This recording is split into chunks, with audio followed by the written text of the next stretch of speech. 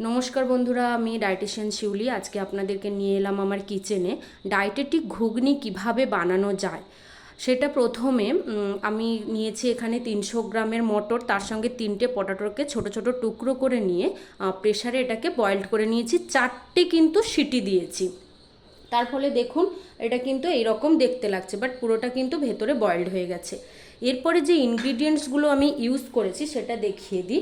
আমি 3টে ছোট ছোট অনিয়ন নিয়েছি, তাকে টুকরো করে নিয়েছি। একটা গোটা টমেটো, তার সঙ্গে 4টে কাঁচা লঙ্কাকে কেটে নিয়েছি, এবং আদা, আর নিয়েছি 3টে রসুনের কোয়াকে ছোট টুকরো টুকরো করে নেওয়া।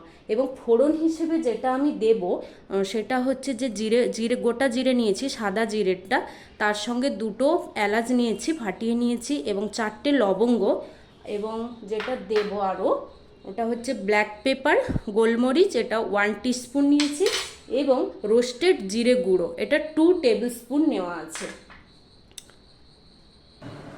ফ্রাইং প্যান গরম হয়ে গেছে, আমি 5 টেবিল স্পুন সর্ষের তেল দিয়ে দিলাম।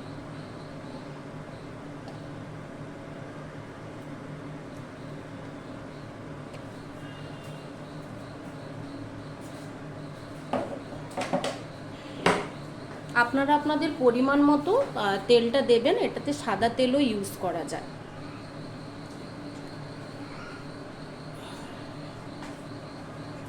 ফোড়ন হিসেবে যেগুলো রেখেছিলাম সেটা দিয়ে দিলাম।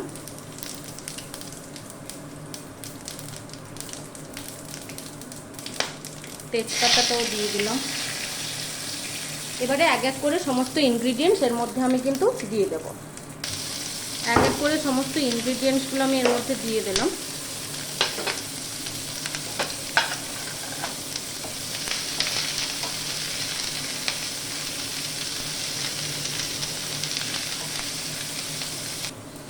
পেঁয়াজটা লাল লাল করে ভাজা হয়ে গেলে এবার আমি এর মধ্যে যেটা দেব সেটা হচ্ছে টুকরো করে রাখা টমেটো এবং কাঁচা লঙ্কা।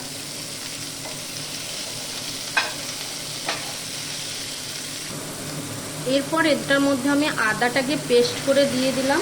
এখন আমি কিন্তু এটাতে একটু ঢাকনা দিয়ে দেবো, যেহেতু অল্প তেল তাই ঢাকনা দিয়ে দিয়ে করলে এটা ভালো, পেঁয়াজটা কিন্তু ভালোভাবে সেদ্ধ হয়ে যাবে। এবার এটার মধ্যে আমি কিন্তু হলুদটা দিয়ে দেবো। মশলাটা আমার কষা হয়ে গেলে আমি এবার যে ছেঁকে রেখেছি যে বয়েলড মটর আর আলু, এটা আমি এর মধ্যে কিন্তু দিয়ে দিলাম। এটা প্রায় 10 মিনিটস আমি কিন্তু মশলার সঙ্গে কষবো।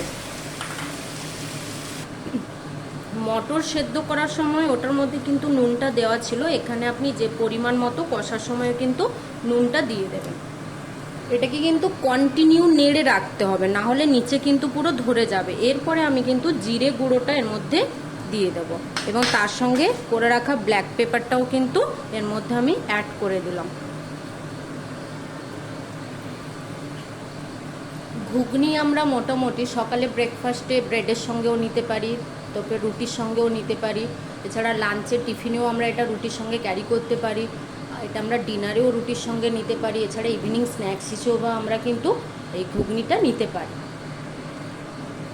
আমার কিন্তু ঘুগনির মটর আর আলুটা একেবারেই কষা হয়ে গেছে, এটা একটু সময় লাগে কষতে, প্রায় 10 to 15 মিনিটস। তারপরে যে ছেঁকে রাখা যে জলটা আছে, যেটা মটর আর আলু সেদ্ধ, সেইটা এর মধ্যে আমি দিয়ে দিলাম।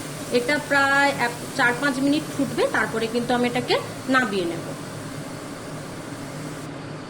ঘুগনিটা ফুটছে, আমি আপনাদেরকে দেখাই। দেখুন এটা কিন্তু পুরোটা স্ম্যাশড হয়ে যায়নি, মটরগুলো কিন্তু ঠিকঠাকই আছে।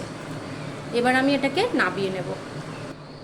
আমি বেসিক্যালি আমার ক্লায়েন্টদেরকে বলি যে 1 বিগ স্পুন, এটা হচ্ছে বিগ স্পুন একটা চামচ, যেটা 2 বিগ স্পুন হচ্ছে ঘুগনি নেওয়ার জন্য।